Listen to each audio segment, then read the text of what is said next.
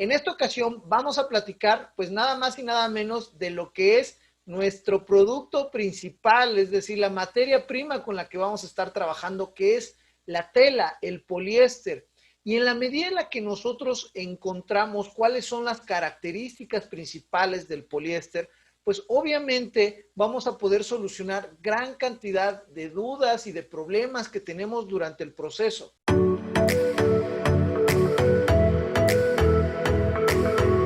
Es muy importante considerar que la gran mayoría de los productos textiles con los que nosotros vamos a trabajar van a estar fabricados o tienen que estar fabricados con poliéster, porque como ya lo vimos en el capítulo anterior, la sublimación requiere de dos etapas, es decir, por un lado, sí lo que es la gasificación de los pigmentos, pero al mismo tiempo el proceso de dilatación térmica que exclusivamente se da en las fibras sintéticas. Entonces, en algunas ocasiones, y ya lo veremos con los tipos de tela, trabajamos con otro tipo de materiales que son básicamente PVC, polipropileno, lo que conocemos como telas plásticas.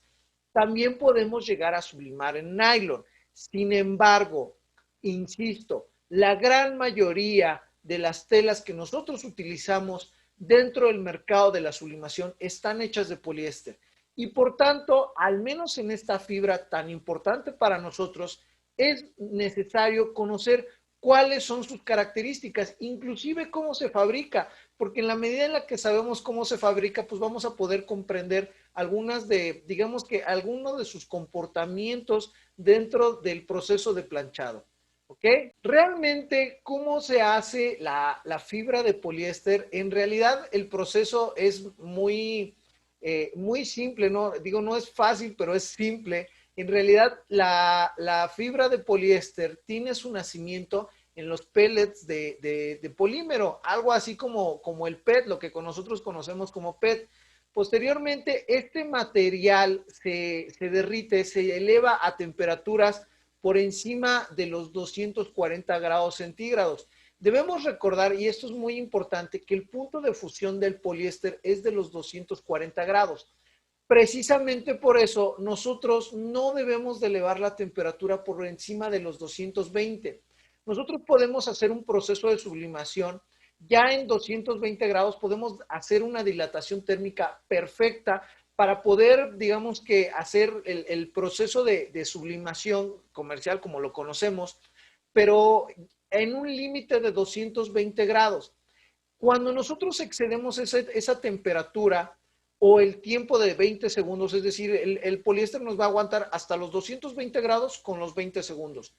Si nosotros excedemos ya sea el tiempo o la temperatura de ese límite, ¿qué es lo que va a suceder? Que al menos ya comienza a cristalizarse, es decir, ya nosotros dirigíamos el poliéster hacia su punto de fusión y por tanto, cuando nosotros terminamos el proceso de planchado, de pronto vemos que la fibra brilla y esto es porque se alcanzó a cristalizar porque la estábamos elevando hacia su punto de fusión. Entonces, de alguna manera, insisto, por eso es muy interesante conocer, digamos que toda esta dinámica, porque sí nos remite a lo que nosotros hacemos en nuestro día a día en las prensas de calor. ¿Ok?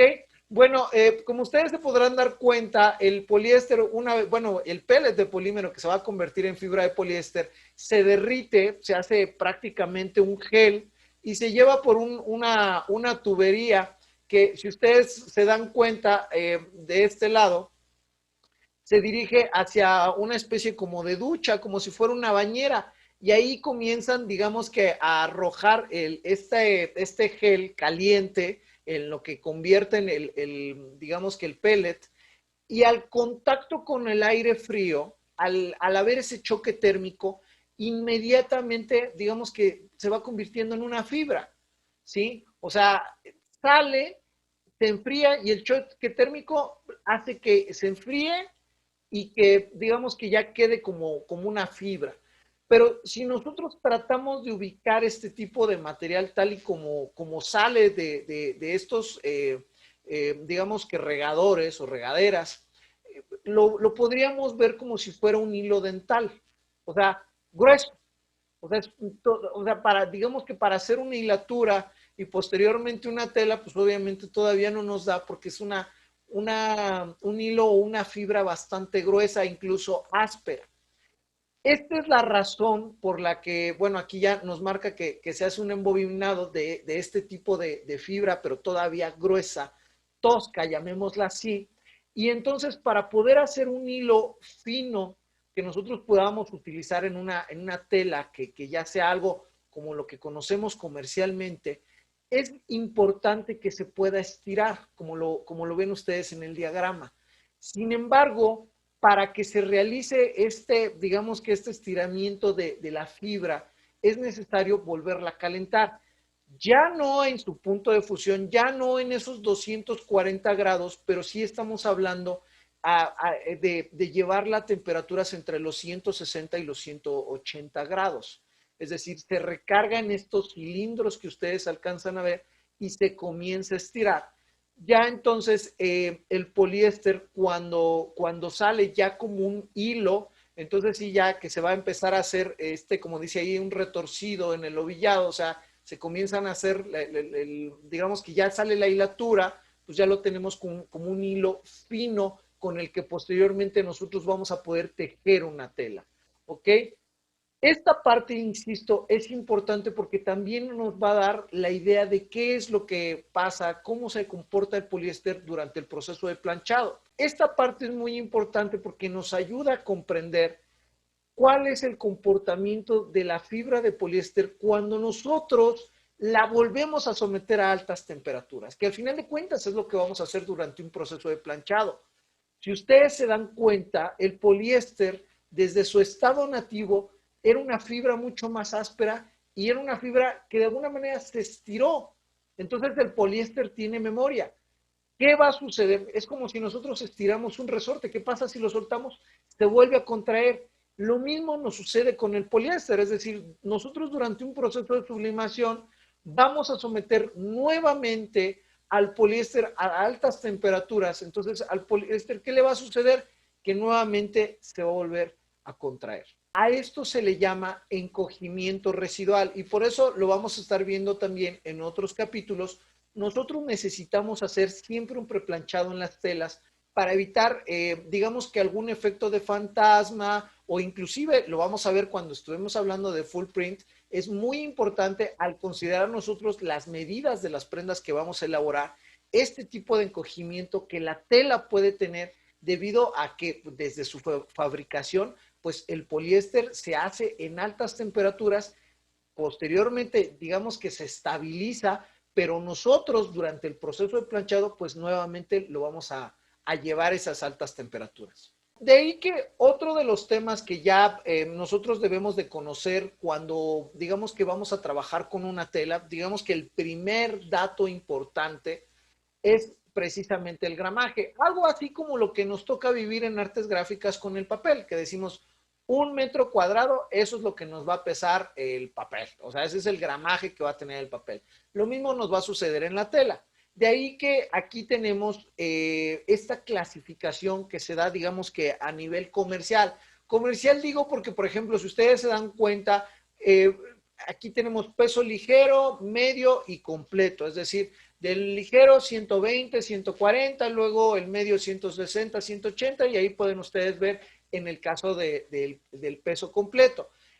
¿A qué se refiere esto? Por ejemplo, muchas veces nosotros ya no tenemos un conocimiento pleno del gramaje exacto de la tela, que sí es muy importante y lo vamos a ver durante la charla de full print, pero muchas veces nosotros decimos, es que nos están vendiendo playeras que son de peso medio y ya no supimos si son de 160 o 180 gramos, simplemente están dentro de ese rango.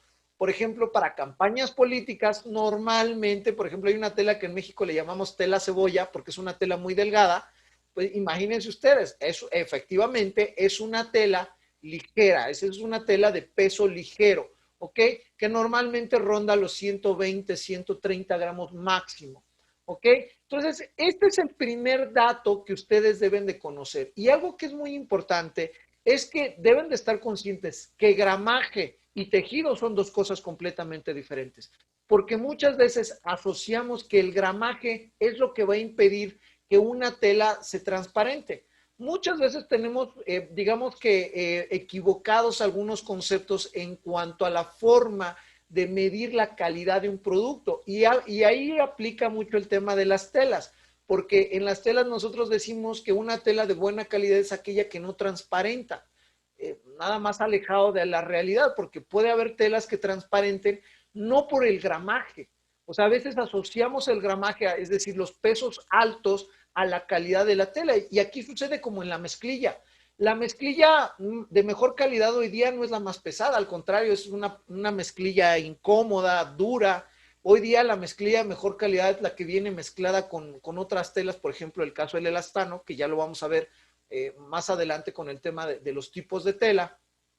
Pero cuando nosotros hablamos de gramaje, es únicamente el dato sobre la tela, sobre el peso de la tela, no necesariamente sobre la calidad. Como les decía, puede haber un tejido que sea muy abierto y que por tanto transparente mucho más hacia el fondo. Es decir, si ustedes meten su mano se va a transparentar más, pero no necesariamente está relacionado con el gramaje, sino que también pudiera ser un tema del tejido, que sea un tejido muy abierto. El otro elemento principal, sin duda, es la composición. Y aquí entra un gran debate, porque muchas veces muchos colegas o muchos amigos me preguntan, José Luis, ¿cuál es el porcentaje mínimo para poder hacer sublimación? En realidad, no debería de haber un porcentaje mínimo, ¿sí? O sea, si ustedes quieren sublimar, debemos de tener una composición al 100% fibra sintética, es decir, tiene que ser 100% poliéster o 95% poliéster y 5% elastano o 90% poliéster, 10% nylon, o sea, tiene que ser fibra sintética al 100%. Si nosotros metemos un porcentaje de una fibra natural, recuerden, me vuelvo a remitir al primer capítulo donde hablamos sobre las características del proceso de sublimación.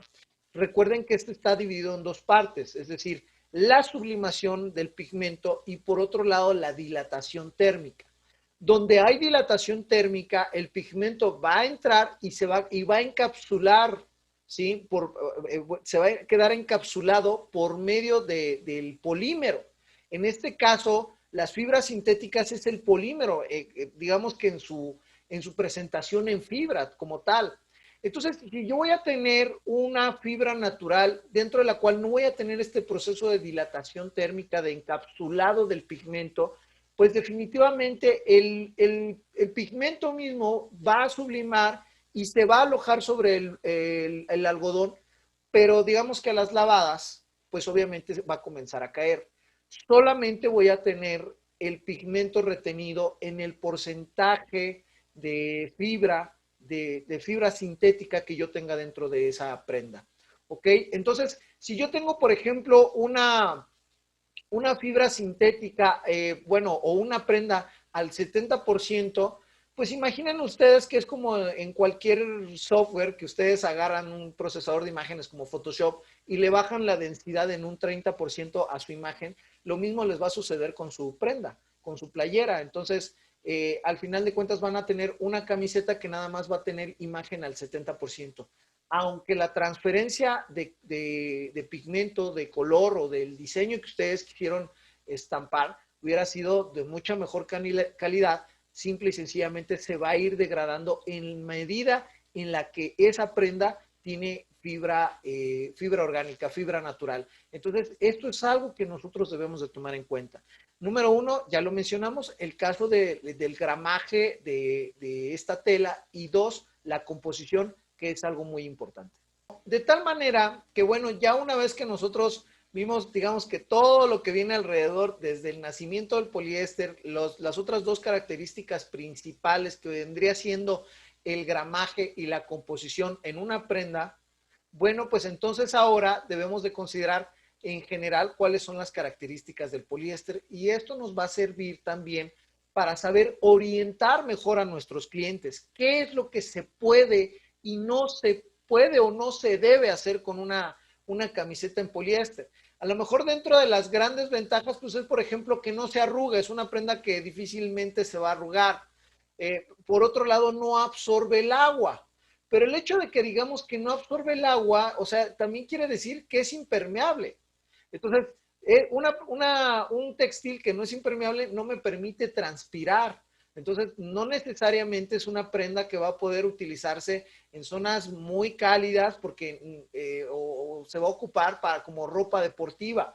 Cuando nosotros nos encontramos con textiles de poliéster y mezclas con elastano, que traen un tratamiento dry fit o dry set que les permite esta transpiración, bueno, ya es una tela completamente distinta. Ya es una tela que se va a poder ocupar para actividades deportivas, que nos va a permitir la transpiración y que no va a tener ningún problema. Digamos que este tipo de tratamiento rompe con esta segunda característica, que es la de que no absorbe el agua.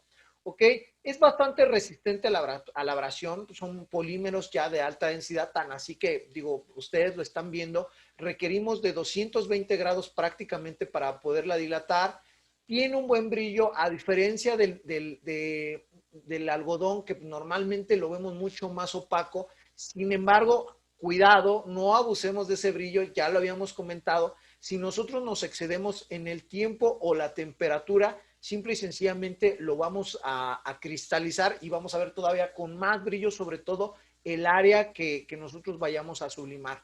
Y bueno, la dilatación térmica, que es fundamental para nuestra labor. Es decir, si no hay dilatación térmica, no vamos a poder nosotros realizar este proceso de sublimación comercial y por tanto, pues aplicaría lo mismo que si utilizáramos algodón, ¿ok? E insisto, nuevamente lo ponemos ahí, no de todos modos hay muchas planchas que no pasan de los 220 grados, pero sí considerar que en 240 prácticamente nosotros estaríamos deshaciendo el poliéster. ¿Ok? Nos vemos en la próxima.